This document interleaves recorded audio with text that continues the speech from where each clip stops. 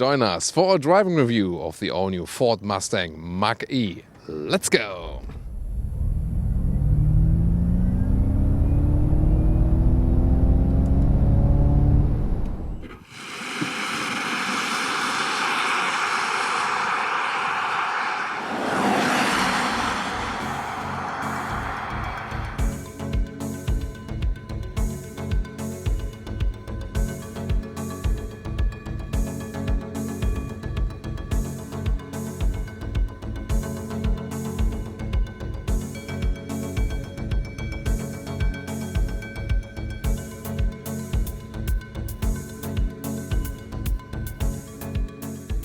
In the front you can see the Mustang jeans, so the sporty styling with the closed grille in this case, because it's an EV, but strong accentuations on the hood. Headlamps standard with adaptive LED, and you can see a very interesting daytime running light signature.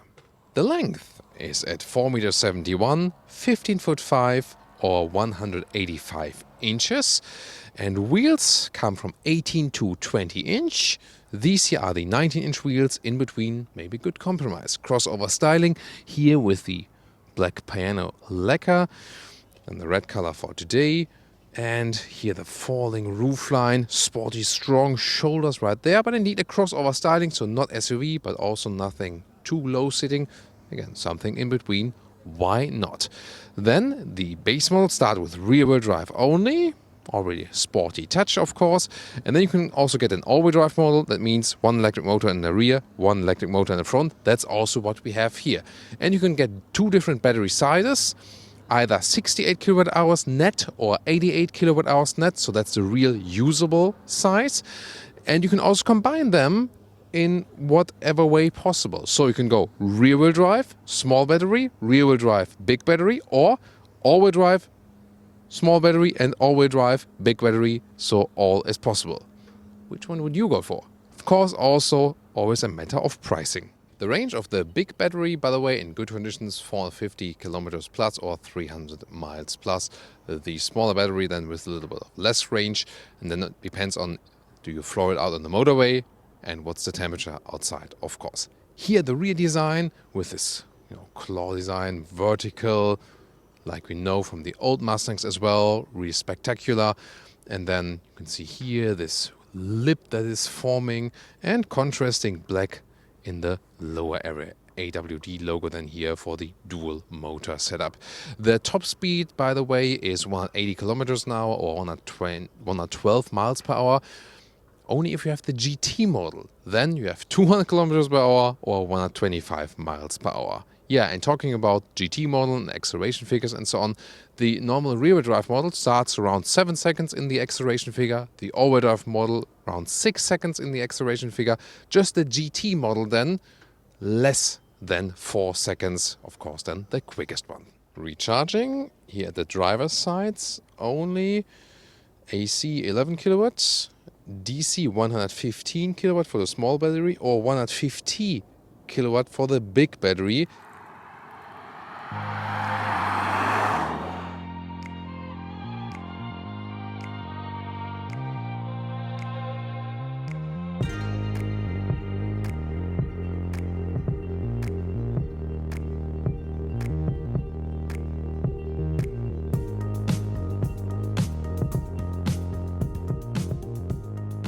You have two seatings available, either the whole slick surface, or then here the optional is like a premium package, optional with perforation, that's more breathable then.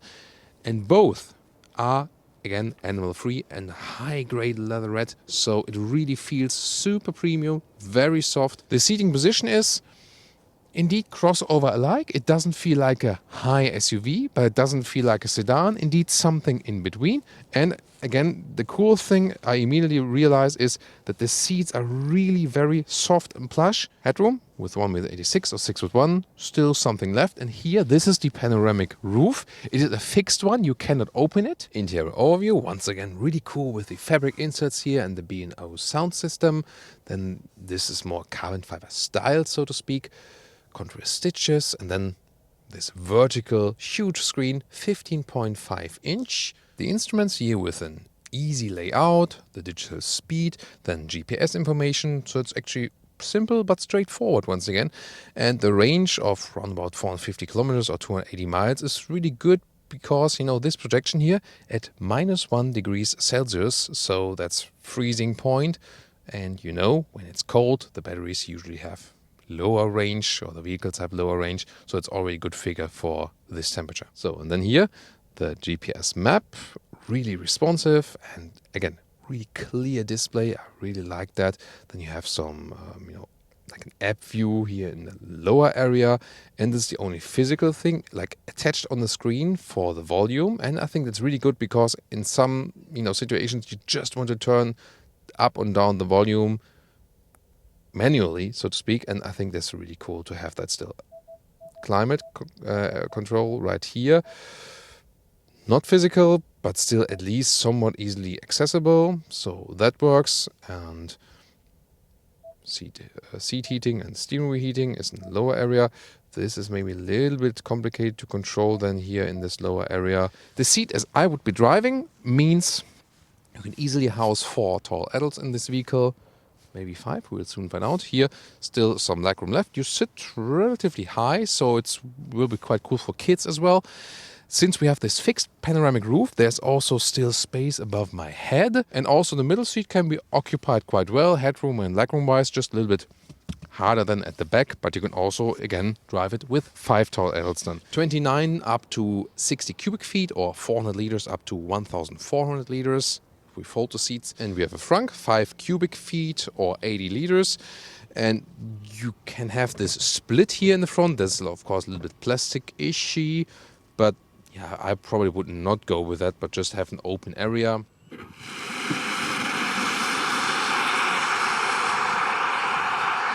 So, let's do the acceleration here in the untamed mode.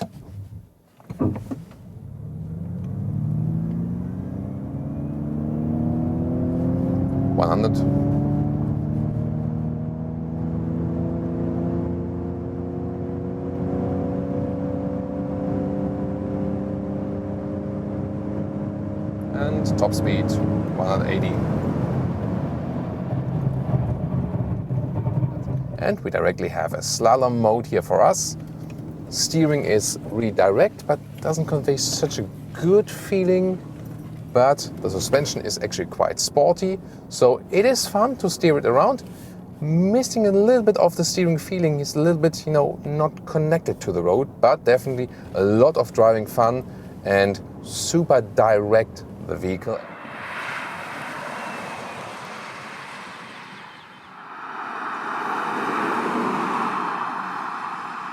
And now welcome to the usual Thomas's driving lounge here. Electric driving lounge with the Ford Mustang Mach-E. And we start on the German motorway right here.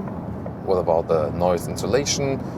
We are inching towards 120 kilometers an hour, so something 70 miles per hour, and noise insulation is not that bad, but also not superb. We've had other EV competitors that are a little bit better as for noise insulation.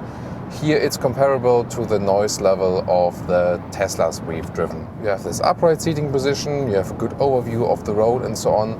So indeed, I more and more get rather SUV than a crossover feeling. The steering could have a little bit more feeling for my taste. So it is very direct and sporty, but it doesn't convey the best connection from like driver, car and the road. As for the energy economy, so again, it really depends on the outside temperature and how much you floor it down and so on. But here on our trip so far, when we are at reasonable motorway speeds, we are in a higher 20 kilowatt hours in 1 kilometer regions. So that's done at the moment like 25 kilowatt hours for 1 kilometer, something like that.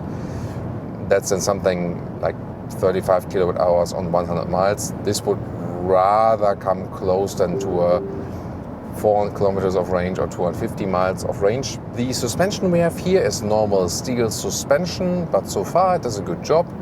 It's a good compromise between sportiness and comfort. only the GT model will get an adaptive suspension, so-called magnet ride or magni ride, which then adapts to the to the surface a little bit more and also to the driving modes you pick. Unlimited speed here, and we are at 100 kilometers an hour, and we can accelerate it out. Let's go. That's 150 kilometers an hour. Really quick also in the acceleration, even though we were already at speed. Changing the driving modes while driving. Here you press this vehicle button. A little bit distracting to do that while driving, definitely. But here and then the driving modes, active, whisper, untamed. Let's go to the untamed mode and see if there's any difference. Also sound-wise, there's a little difference.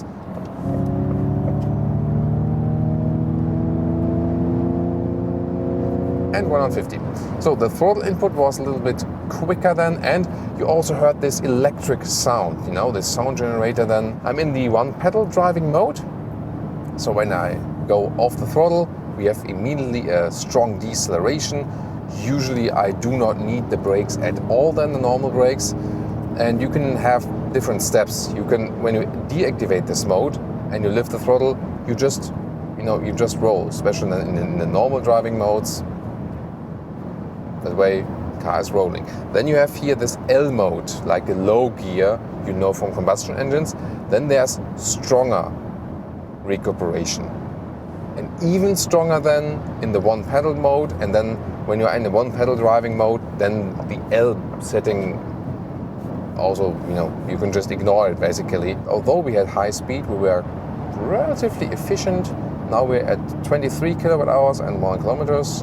So that's done like 30 something kilowatt hours on 100 miles. This brings us back to our projected range of 450 kilometers or 280 miles. If you have the all-wheel drive model like we have here with the 2 electric motors, you still have a rear wheel bias. So the predominant motor the car is using is the rear motor.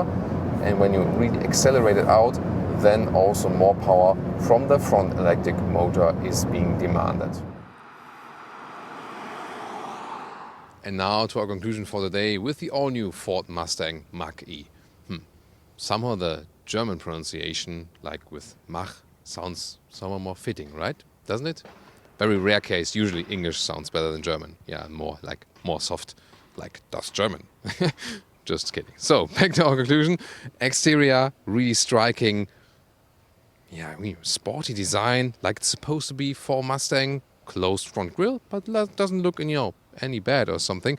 Crossover styling, but when being on the interior, it already feels a little bit more SUV-ish. Upright seating position, animal-free interior, really soft, super sophisticated seating surface, especially here in this premium package. So they really did a great job there. Also a paradigm shift for the Ford vehicles. Also the space you have on the interior is good. New infotainment system. Here and there it could be a little bit better as for the user interface, but comparing to what we had before, even here so much more sophisticated, and you can do a lot with that actually. Sporty driving feeling, a lot of fun to drive, no doubt about that. Good acceleration, will be even better in the GT model. Of course, we'll keep you up on our channel with that one. The only thing, this steering feel could be a little bit more connected to the road. It is direct and sporty, yes, but doesn't give you the best connected feeling driver, car and road. That's the thing I would actually improve. Other than that, quite convincing. And the range, as I said, what we found out earlier with something 250 to 300 miles, 400, 450 kilometers. Here, of course, low temperatures. They do not have a heat pump. That would be the other technology thing to fix, actually. So the low temperatures can, of course, have an effect on that. Since we had something in the 20 kilowatt hours on 1 kilometer energy consumption, that's something in the 30 kilowatt hour on 100 miles consumption. So very interesting vehicle, no doubt. Pricing then, both in Germany and, for example, also in the US, starts below 50,000 euros or dollars.